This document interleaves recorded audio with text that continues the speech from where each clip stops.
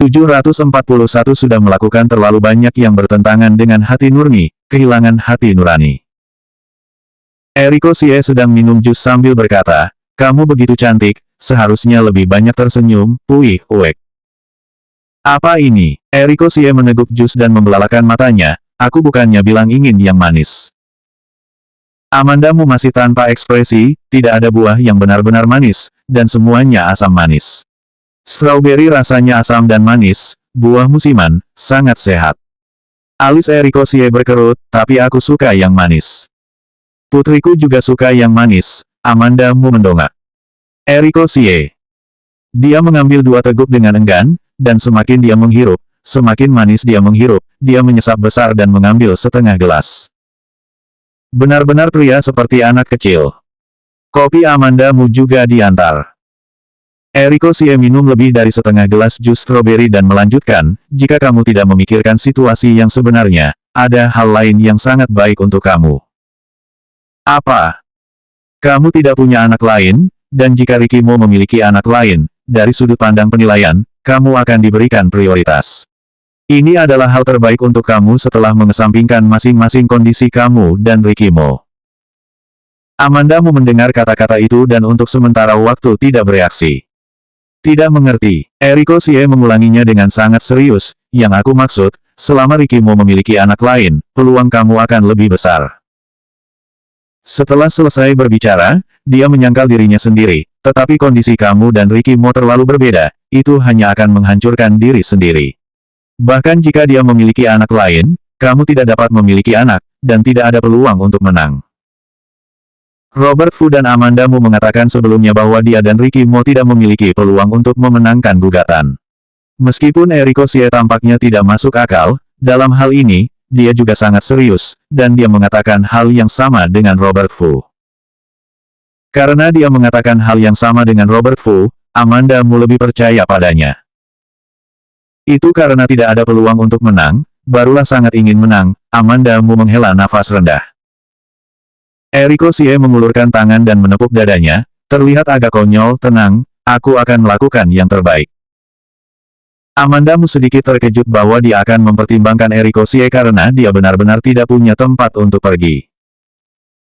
Sepertinya Eriko Xie adalah orang yang berbeda, Amandamu berkata, kamu tidak seperti seorang playboy.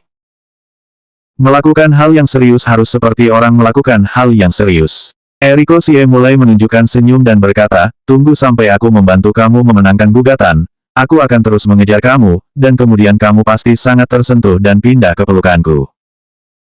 Kalimat terakhir, ketika dikatakan oleh Eriko Xie, itu seperti akan terjadi sungguhan.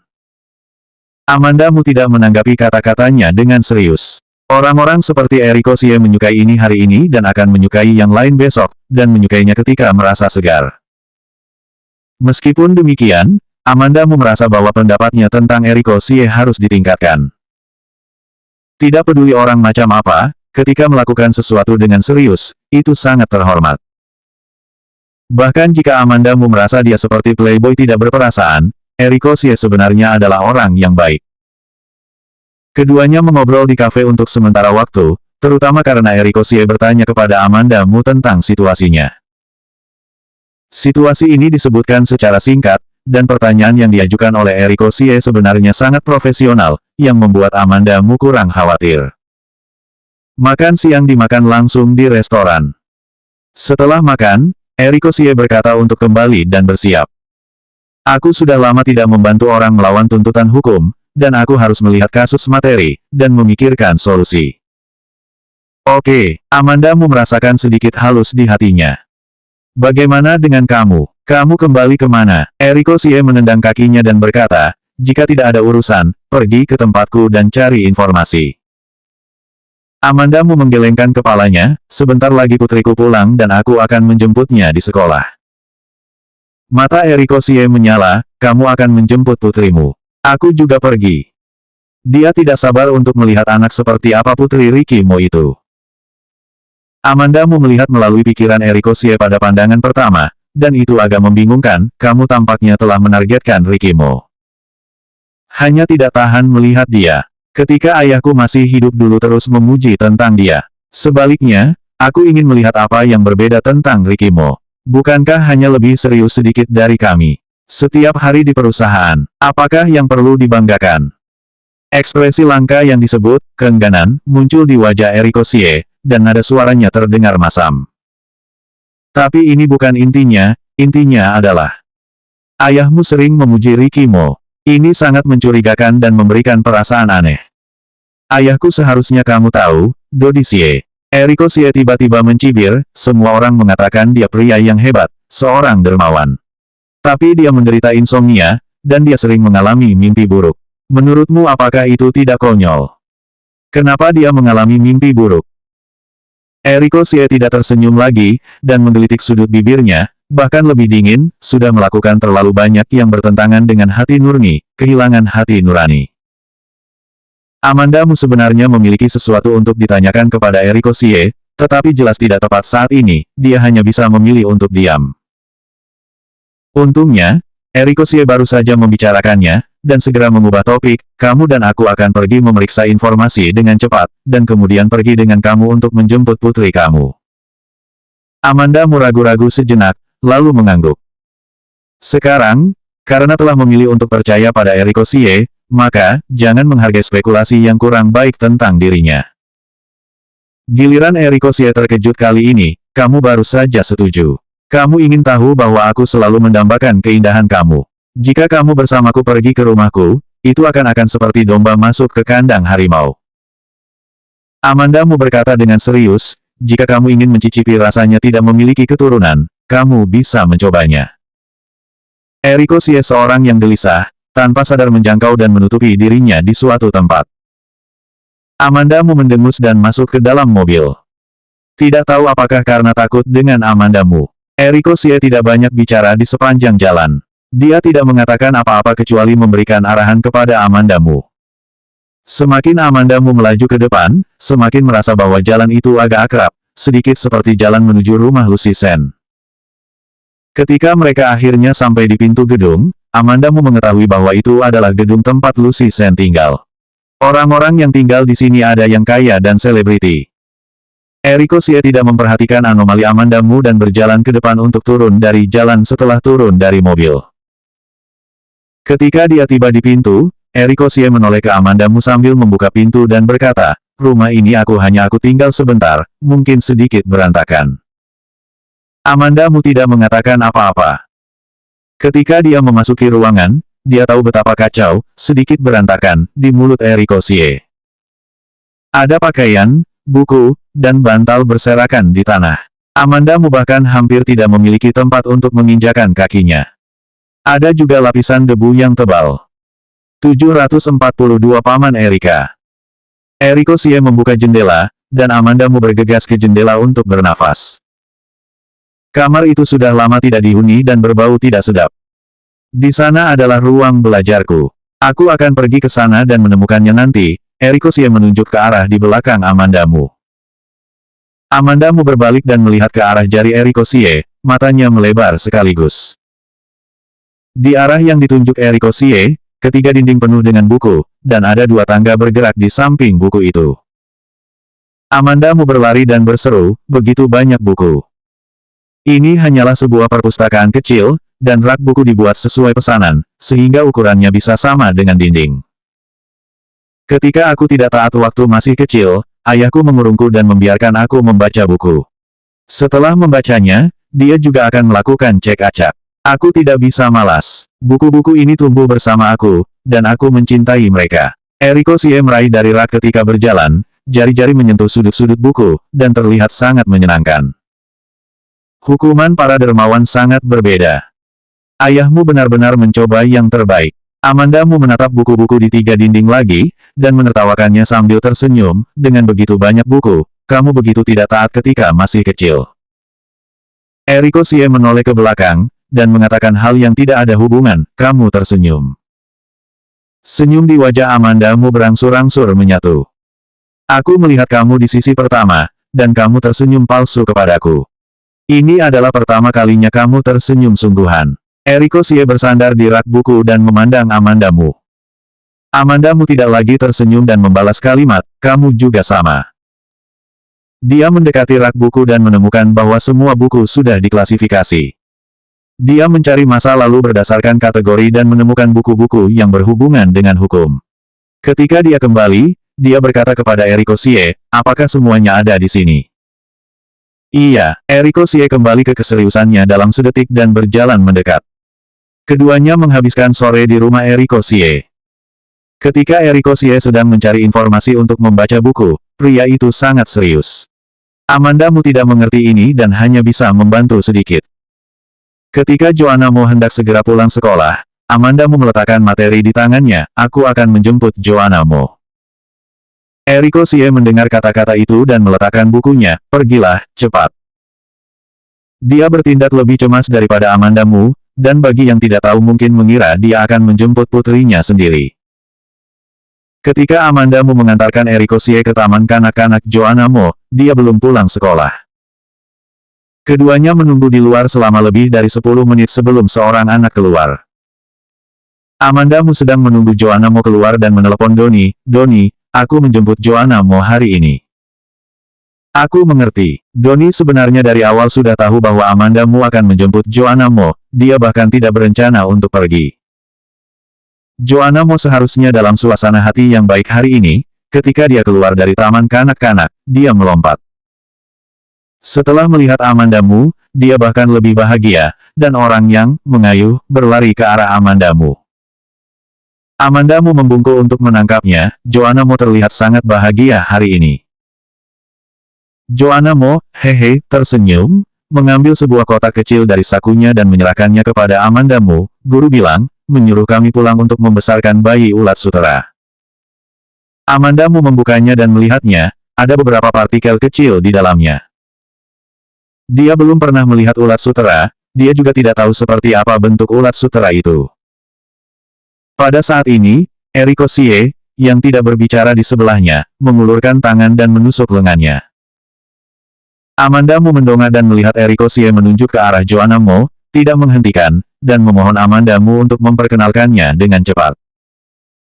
Amandamu dengan hati-hati mengemas cacing sutera Joanna Mo, mengarahkan bahu kecilnya pada Eriko Xie dan berkata, Joanna Mo, ini Paman Xie. Aku dipanggil Eriko Xie, siapa nama kamu? Eriko Xie juga berjongkok, matanya menyipit, dan bahkan suaranya menjadi semacam suara anak-anak yang lucu. Amandamu sedikit terkejut, apakah Eriko Xie sangat menyukai anak-anak? Joanna Mo memandang Eriko Xie, mengedipkan matanya yang besar, dan memperkenalkan dirinya dengan sangat serius, apa kabar, aku dipanggil Joanna Mo. Lucu sekali, Eriko Xie meremas tinjunya 2 kali, sedikit gemetar. Joanna Mo tersenyum dan berkata, kamu juga sangat tampan. Amandamu bahkan lebih terkejut, dia belum pernah melihat Joanna Mo berinteraksi dengan orang yang pertama kali bertemu. Eriko Xie sepertinya sangat menyukai anak-anak. Sampai beberapa orang naik ke mobil, Joanna Mo menarik lengan Amandamu, sesuatu yang ingin dia katakan. Amandamu membungkuk dan bertanya kepada Joanna Mo, ada apa? Joanna Mo berkata dengan suara kecil yang menurutnya adalah, dia jelas laki-laki, bagaimana bisa namanya seperti nama wanita? Teman sekelasku juga bernama Erika. Eriko Xie, yang selalu mengikuti Joanna Mo, bagaimana mungkin kamu mendengar bisikan Joanna Mo? Sesaat sebelumnya, dia masih berpikir betapa lucunya Xiao Baobao yang berbisik. Kemudian, setelah mendengar apa yang dikatakan Joanna Mo, wajahnya tiba-tiba menjadi hitam. Amandamu mendengarkan Joanna Mo dan tidak bisa menahan tawa sambil menutupi mulutnya. Eriko Xie meremas di depan Joanna Mo, dengan sabar, dan dengan tenang menjelaskan kepada Joanna Mo, tidak, Paman bukanlah, Erika, itu adalah itu, Erik. Erika, Joanna Mo mengerjapkan matanya, lebih bingung. Eriko Xie. Dia berbalik untuk melihat Amandamu, berharap Amandamu bisa menjelaskannya kepadanya. Tapi di mana Amandamu akan membantunya menjelaskan, dia membawa Joanna Mo langsung ke mobil dan membiarkannya duduk. Eriko Xie memutar matanya ke mobil Amandamu dan masuk ke barisan belakang untuk duduk bersama Joanna Mo. Alih-alih mengemudi pulang, Amandamu pergi ke jalan komersial yang ramai. Kamu ingin makan apa? Amandamu memandang Eriko Xie dari kaca spion dan bertanya. Eriko Xie berkata, aku dengar bahwa kota J memiliki klub yang sangat terkenal bernama Jade Imperial, dan aku ingin makan di sana. Dia tidak sering tinggal di Cina sebelumnya, tetapi dia juga mendengar Jade Imperial. Amanda Mu tidak keberatan, hanya mengangguk. Joanna Mu sering pergi ke Jade Imperial dan tahu di mana Jade Imperial berada. Berkata dengan lembut, nanti akan bertemu Paman Gu.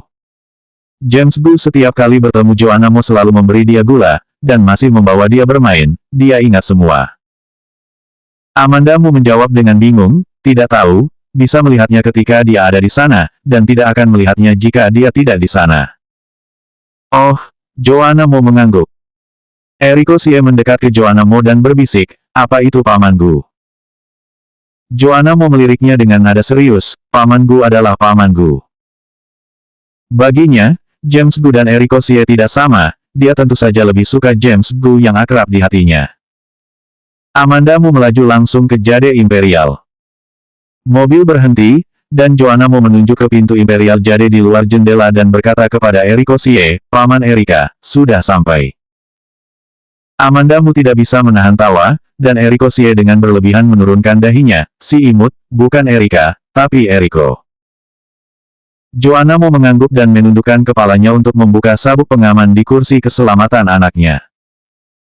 Setelah lama tidak terlepas, menatap Eriko Xie, Paman Erika akankah kamu membantu aku membukanya? 743 menuntut. Saat makan malam, banyak orang makan di Jade Imperial. Amanda Mu awalnya ingin menemukan sebuah ruang pribadi, tetapi ruang pribadi itu sudah penuh. Dia bisa meminta James Gu untuk membantunya, tetapi itu tidak perlu dan itu terlalu merepotkan bagi orang lain.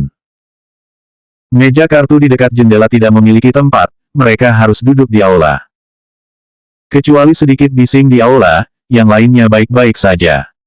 Setelah Joanna Mu duduk, dia melihat sekeliling. Amanda Mu bertanya padanya, apa yang kamu lihat? Paman Gu. Joanna Mu melihatnya sebentar, dan tidak melihat sosok James Gu. Amanda Mu telah melihatnya ketika pertama kali masuk, dan tidak melihat James Gu, jadi dia menduga bahwa James Gu mungkin tidak ada di sini. Setelah memesan, Eriko Xie menggoda Joanna Mu. Begitu makan selesai, Amanda Mu melihat James Gu dan Robert Fu keluar dari sebuah ruang pribadi. Mereka juga berbalik untuk melihat Amanda Mu. Keduanya saling memandang dan berjalan menuju Amanda Mu. Joanna Mu memiliki mata yang tajam, dan ketika dia melihat James Gu, dia memanggilnya dengan wajah bahagia, Paman Gu. Jawab James Gu, menunjuk ke arah Joanna Mu, lalu berlari mendekat, Joanna datang untuk makan bersama ibu. Ya, Joanna Mu mengangguk dengan berat, aku tidak melihat kamu tadi. Aku sedang makan di ruang pribadi tadi, kamu kenapa tidak mencariku dan menyuruh mamamu menelepon? James Gu meremas hidungnya sebelum memandang Amanda Mu, apa sudah dengar, Amanda, Joanna Mu mencariku maka kamu harus menelepon aku. Amanda Mu hanya tersenyum dan mengangguk sopan kepada Robert Fu. Mata Robert Fu tertuju pada Eriko Xie. Ketika James Gu pertama kali datang, dia juga melihat Eriko Xie, tetapi Joanna Mu memanggilnya terlebih dahulu, dan dia membujuk Joanna Mu terlebih dahulu. Amanda Mu melihat mereka semua memandang Eriko Xie dan berkata, ini teman, aku, Eriko Xie. Ketika dia mengatakan, teman, di tengah, Amanda Mu ragu-ragu. Apakah dia dan Eriko Xie berteman? James Gu menatap Eriko Xie dengan senyum lucu, apa kabar, aku adalah James Gu. Apa kabar, Eriko Xie jarang layak. Ketika tiba giliran Robert Fu, dia tersenyum ringan dan mengulurkan tangan kepada Eriko Xie, lama tidak bertemu, saudara seperguruan. Saudara seperguruan, ini membuat semua orang memandang Robert Fu.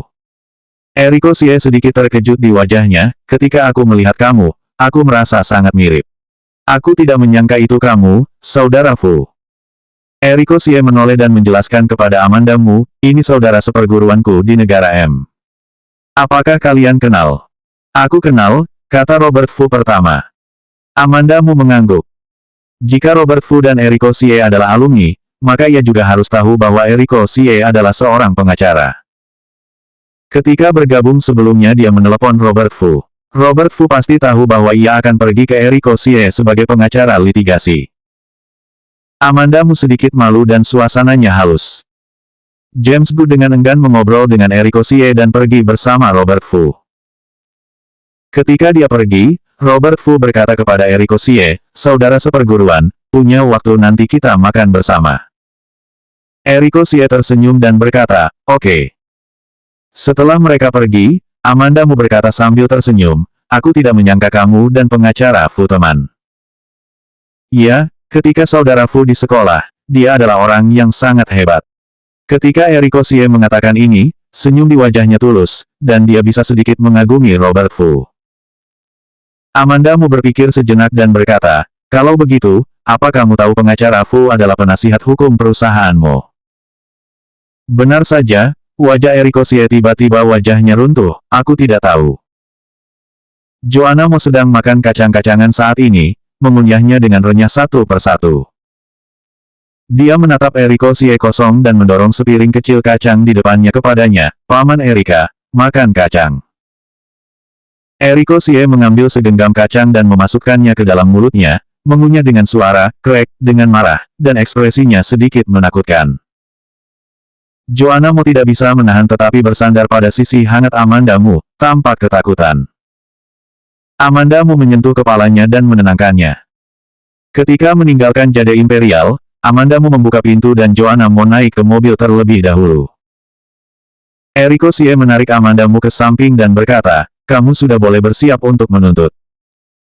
Amandamu membeku sesaat. Meskipun dia tahu dia akan bertemu Ricky Mo di pengadilan cepat atau lambat, dia masih ragu-ragu ketika tiba saatnya untuk menuntut.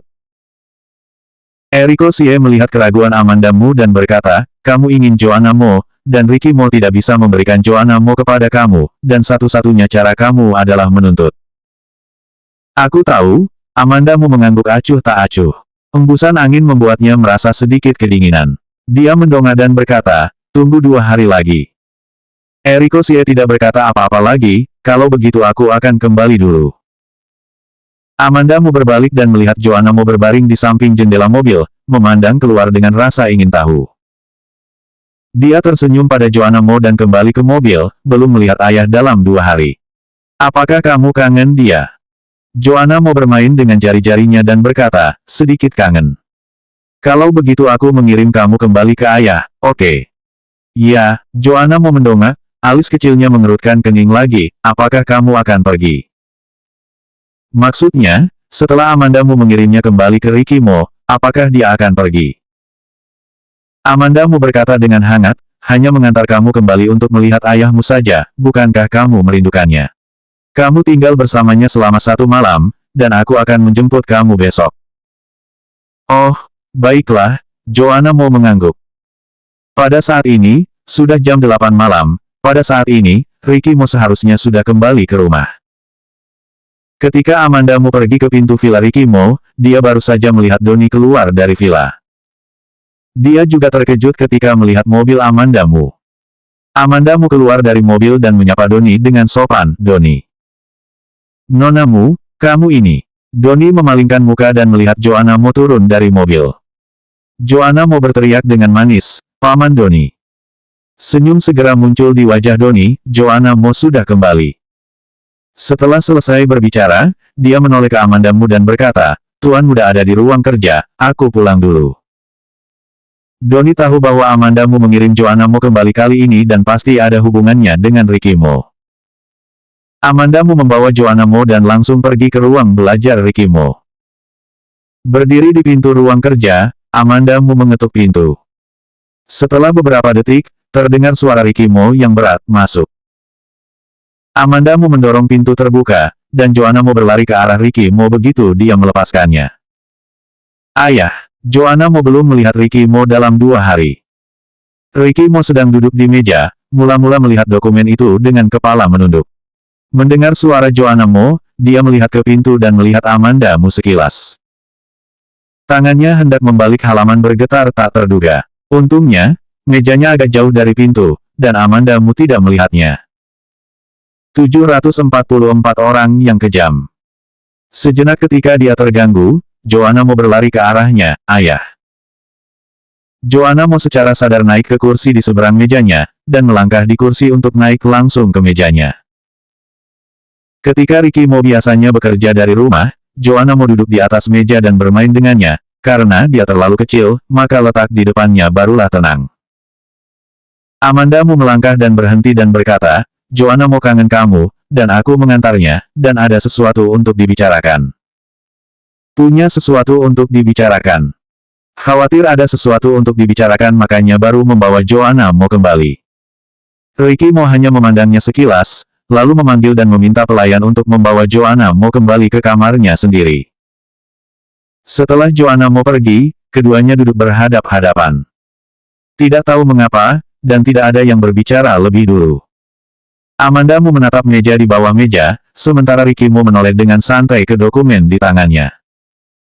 Setelah beberapa saat, Ricky Mo berkata, bukankah ada sesuatu untuk dibicarakan? Jika tidak, aku masih harus bekerja. Dengan nada acuh tak acuh, dia tidak bisa mendengar perasaan ekstra, dan Amanda Mo bahkan mendengar perasaan bosan. Amanda Mo mengerutkan bibirnya dengan erat dan mengambil napas dalam-dalam sebelum berbicara. Kapan kamu akan berencana menikahi Magi Su? Tangan Ricky Mo bergerak, dan akhirnya menatap Amanda Mo. Kenapa? Kamu ingin minum anggur pernikahan? Amanda Mo mendengar kata-kata itu dan mengepalkan tangannya tanpa sadar, tetapi ekspresi di wajahnya sangat tenang, dan bahkan membawa senyum. Jika kamu mengirim undangan ke aku, mengapa aku tidak datang? Ricky Mo tidak mengira dia akan membalas seperti ini. Dia menatap Amanda Mo tanpa bicara. Jika kamu memutuskan menikahi asuh Magi Su dan menahan Joanna Mo, aku akan menuntut. 3 kata terakhir diucapkan, punggung Amanda Mo lurus dan seluruh badannya tegang. Dia sedang menunggu jawaban Ricky Mo, dan wanita itu sangat gugup. Bagaimana Ricky Mo akan menjawabnya? Apakah sama dengan sebelumnya? Mereka telah hidup bersama begitu lama, dan Ricky Mo tahu semua kebiasaan kecil Amanda Mo. Dia meletakkan tangannya di belakang meja dan meletakkannya di atas kaki di bawah meja, di mana Amanda Mo tidak bisa melihat. Dia juga mengepalkan tangannya. Setelah itu, dia berkata perlahan, aku dan Magi Su sedang jatuh cinta, dan tentu saja akan menikah. Adapun hak asuh Joanna Mo. Bicara sampai di sini, dia berhenti sedikit dan mencibir, dia adalah putri Ricky Mo, dan tentu saja aku ingin menahannya.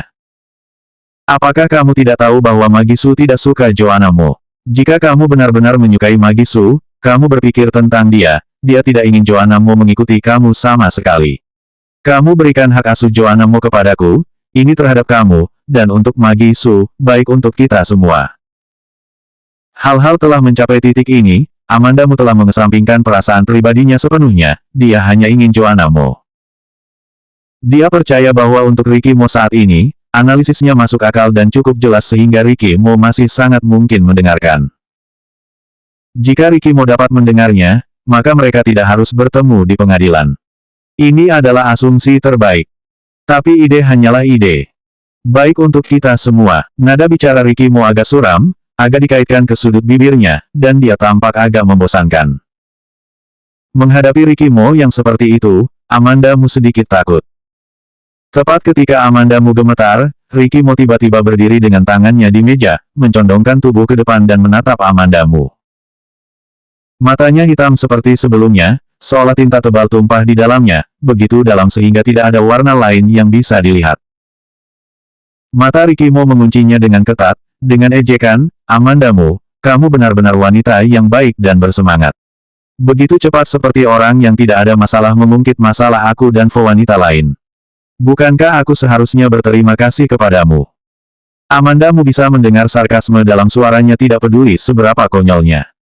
Kalau tidak, apa yang ingin kamu lakukan? Apakah kamu ingin melihat aku menangis di depan kamu dan meminta kamu untuk memberikan hak asuh Joanna Mo kepada aku? Mata Amanda Mo tegas, tetapi tidak ada kelemahan sama sekali, mimpi. Aku pasti akan mendapatkan hak asuh Joanna Mo. Ricky Mo menatapnya sedikit, senyum yang tidak bisa dia mengerti. Wanita itu ingin menjadi seperti ini, tidak mengakui kekalahan setiap saat, bahkan tidak takut di depannya. Dalam hal ini, ia dapat tenang. Ricky Mo menyipitkan matanya, menutupi emosi di matanya, dan berbalik, karena itu masalahnya, kamu pergi. Sampai jumpa di pengadilan. Baik, Amanda Mo menggigit bibirnya, meremas kata itu dari tenggorokannya, dan bangkit lalu keluar. Tanpa melihat ke belakang, dia melangkah keluar dari pintu ruang belajar. Ricky Mo tidak berbalik sampai dia mendengar suara pintu dibanting dengan peng, sendirian memegang di atas meja, mempertahankan posisi menyamping ke belakang, tidak bergerak untuk waktu yang lama. Amanda Mu tidak melihat ke belakang sampai dia berjalan keluar dari gerbang villa Ricky Mo. Dia masuk ke dalam mobil, mengendarai mobil sambil menelepon Eriko Sie. Eriko Sie tampaknya berharap bahwa dia akan membuat panggilan telepon, dan dia segera menjawab telepon. Amanda Mu tidak menunggunya berbicara dan berkata langsung, Eriko Sie, aku memutuskan untuk menuntut. Oke, aku mengerti. Eriko Sie tidak banyak bertanya, dia melakukan hal yang benar, dan rasanya sangat dapat diandalkan. Amanda Mu menutup telepon, menjatuhkan telepon ke posisi sebelah pengemudi, dan berkonsentrasi pada mengemudi. Namun, wajahnya selalu dingin. Ketika dia memasuki gedung, dia melihat Tisno berbelanja di toko di pintu gedung. Perjalanan di gedung sangat lambat, ketika dia menghentikan mobil, Tisno sudah turun. Dia keluar dari mobil dan menghentikannya. Tisno. Tisno berhenti dan melihat ke belakang, mengangkat alisnya sedikit untuk memandangnya, memberi isyarat padanya untuk mengatakan sesuatu. Setelah Amanda Mu mendekat, Tisno kepalanya ke belakang dan melihat ke belakangnya, bagaimana dengan putri kamu? Dikirim ke Ricky Mo, Amanda Mu berjalan di sampingnya, suaranya bercampur dengan kehilangan samar. Tisno tidak banyak bertanya dan berjalan masuk diam-diam. Memasuki lift, Amanda Mu, yang diam, berkata, aku memutuskan untuk menuntut dan bersaing dengan Ricky Mo untuk mendapatkan hak asuh Joanna Mo. Dia tidak tahu mengapa dia memberitahu Tisno. Mungkin dia benar-benar tidak punya orang untuk mengatakan ini. Tisno sedikit terkejut dengan berita ini, Ricky Mo dan kamu berjuang untuk hak asuh. Transaksinya dengan Ricky Mo sederhana. Dia hanya perlu melindungi keselamatan Amanda Mu. Sedangkan sisanya, Ricky Mo tidak akan memberitahunya, dan dia tidak akan bertanya terlalu banyak. Yang paling dia benci adalah pembicaraan yang sibuk. Amanda Mu menyeringai dengan enggan, nada suara kamu terdengar tak terduga. Tisno sangat terkejut. Ricky Mo berjuang untuk melindunginya, tetapi juga ingin merebut hak asuh, jadi Ricky Mo bersedia melakukan kerja keras seperti itu. Bahkan jika dia telah menjalani kehidupan menjilati darah sebelumnya, dia harus mengakui bahwa Ricky Mo adalah orang yang kejam. 745 semua akan sia-sia. Sudah larut malam. Setelah Amanda Mu pergi, Ricky Mo tinggal di ruang belajar tanpa keluar. Dokumen di depan juga tidak dibuka halamannya. Amanda Mu sangat teguh, dia percaya bahwa dia benar-benar bisa memikirkan cara untuk memenangkan gugatan ini. Bahkan jika dia tidak bisa memikirkan cara, dia bisa membantunya menemukan jalan. Weng weng. Telepon di samping bergetar lagi, ini tidak tahu sudah berapa kali bergetar. Ricky Mo mengambil telepon dan melihat nama James Gu di atasnya, dan mengerutkan kening dan menjawab telepon. Kamu sedang apa? Kenapa tidak menjawab telepon? Sudahlah aku tidak melihat kamu setiap hari, bahkan tidak menjawab telepon. Apa yang kamu ingin lakukan? James Gu mengeluh begitu dia berbicara. Setelah mengeluh, dia mendapati bahwa Ricky Mo tidak mengatakan apa-apa, dan dia berkata dengan hati nurani yang bersalah, panggilan untuk kamu adalah hal yang baik. Katakan, kata Ricky Mo dengan tenang, tanpa amarah. James Gu kaget, Ricky Mo sama sekali tidak marah. Ini benar-benar semakin aneh. James Gu memikirkannya dan berkata, Robert berkata, kamu ingin melawan Amanda untuk hak asuh Joanna Mo. Ricky Mo tidak mengatakan apa-apa. Dia tahu bahwa James Gu telepon dia dengan sengaja, pasti tidak hanya menanyakan ini, menunggu James Gu selesai berbicara. Apakah kamu tahu siapa yang disewa Amanda sebagai pengacara litigasi? James Gu terdiam sedikit setelah memikirkannya, berpikir bahwa dia akan mengatakan sesuatu untuk ini, Ricky Mo pasti tidak akan peduli, dan akan secara aktif bertanya kepadanya. Tetapi dia menunggu sebentar, dan tidak mendengar Ricky Mo mengatakan apa-apa, jadi dia berkata, dia mencari putra Dodi Sie, Eriko Sie. Siapa? Eriko Sie. Ricky Mo akhirnya agak terkejut dengan nada suaranya. Dia pernah memeriksa Dodi Sie, dan tentu saja tahu bahwa Dodi Sie memiliki seorang putra kandung bernama Eriko Sie. Ya, Eriko Sie dan Robert adalah alumni ketika mereka berada di negara M.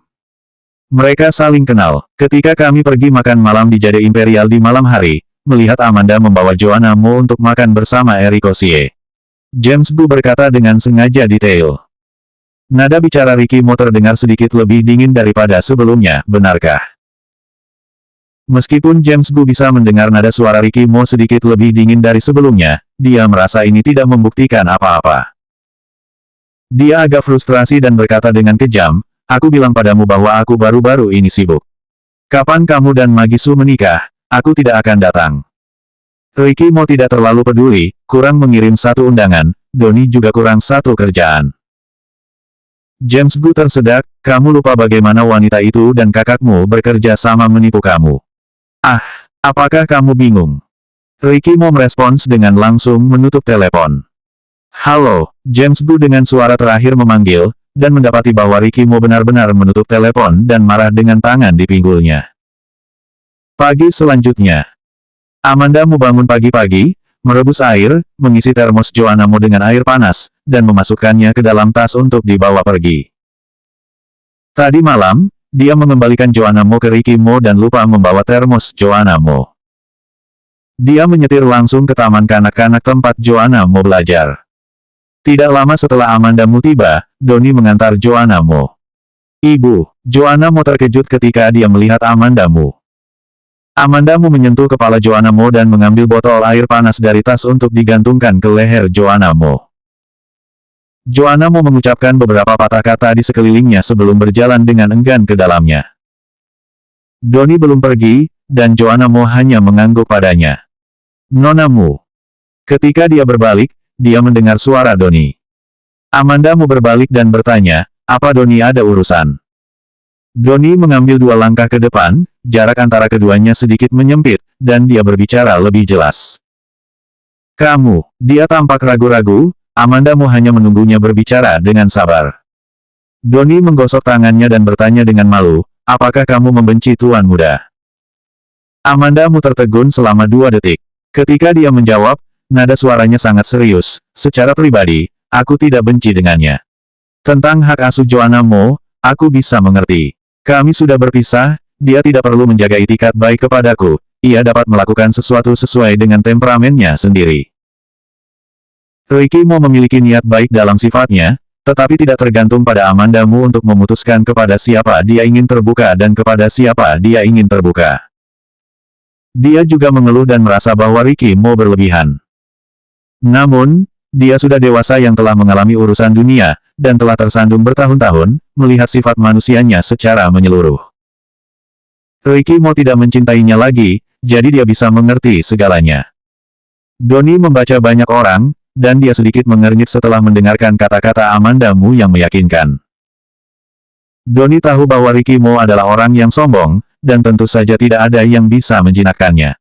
Namun, ketika dia benar-benar mulai dingin, dia benar-benar kejam.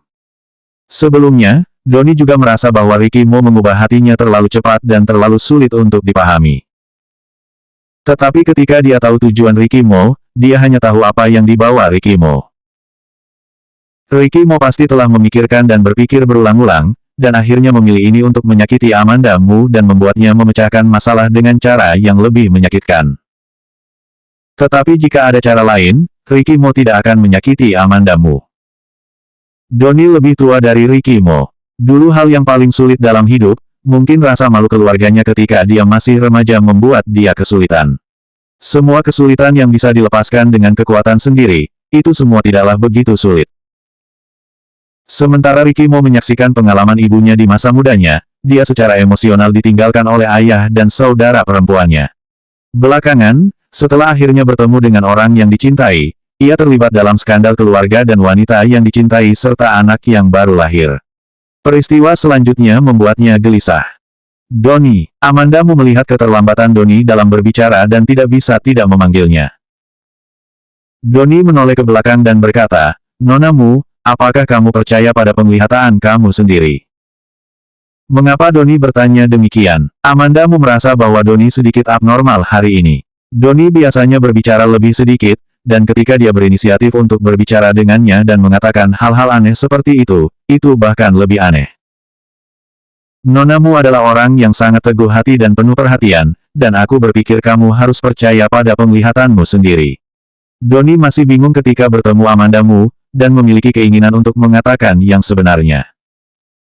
Tetapi jika dia memberitahu Amandamu segalanya sekarang, semua yang dilakukan Ricky Mo akan sia-sia. Tidak apa-apa, Doni tersenyum ringan, hanya ingin memberitahu nonamu kapanpun dan dimanapun harus tetap berpegang pada pemikiranmu sendiri dan percaya pada perasaan sendiri. Setelah selesai berbicara, dia sedikit mengangguk ke arah Amandamu, lalu menyalakan mobil dan pergi. Amandamu berdiri diam, mengerutkan kening dan memikirkan kata-kata Doni. Apa maksud Doni? Doni selalu baik-baik saja. Apakah dia mengatakan ini padanya? Apakah ini terkait dengan Ricky Mo? Bagaimanapun, Doni berada di bawah tangan Ricky Mo. Selanjutnya bab 746 tempat lama.